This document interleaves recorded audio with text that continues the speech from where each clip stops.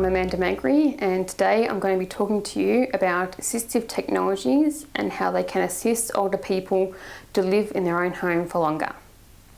Like many industrialised countries, Australia has an ageing population. As you can see here, in 1974, the age distribution of Australia's population was relatively young. Jump forward 40 years to the present day and we can see the age distribution is concentrated around the middle age area. Move forward another 40 years and you can see the projected age distribution has a large proportion of the population aged 60 years or older. As we age, our bodies naturally deteriorate and we become more dependent on family, the community and health services. Aged care expenditure in Australia is around 0.9% of gross domestic product or GDP. This is expected to increase to 1.7% of GDP in 2054-55. Assistive technologies within the home can provide a safe and secure environment that allow older people to live in their own home for as long as possible, which is commonly referred to as ageing in place. This will decrease the demand on aged care services and reduce the burden placed on family members and caregivers. Assistive technologies can be supportive, responsive, or preventative. Some technologies will incorporate only one function while others will integrate all three functionalities.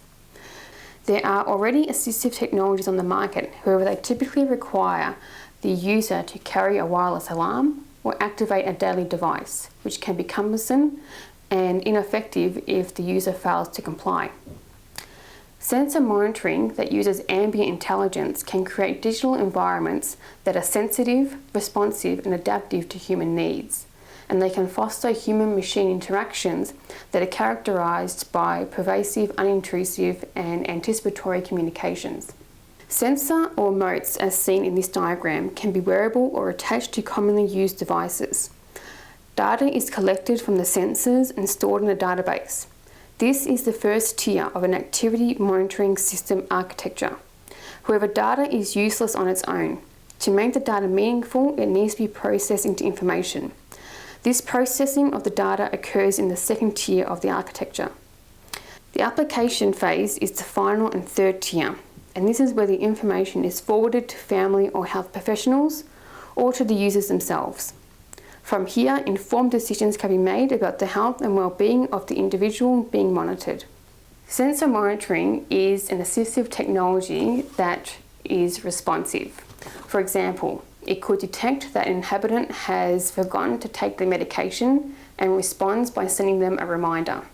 Or it could detect that the inhabitant has fallen and responds by sending emergency services to assist. Fall-related hospitalisation is far more prevalent in people aged 65 and over than any other age group. Therefore, responding to falls within the home is an important component of a smart home that promotes ageing in place. The next step for sensor monitoring can be envisaged through predictive ambient intelligence. Through this technology, sensor monitoring can become preventative as well as responsive. Through predictive ambient intelligence, the well-being of the inhabitant can be quantified by monitoring object usage.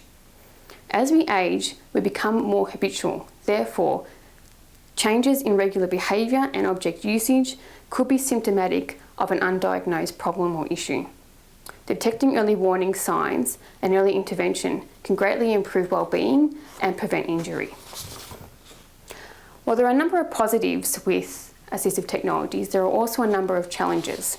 Privacy is a major concern for the users of this technology. This is particularly true for video monitoring. However, privacy concerns can be tempered if the perceived utility of the information gathered from assistive technologies was clearly understood by the users.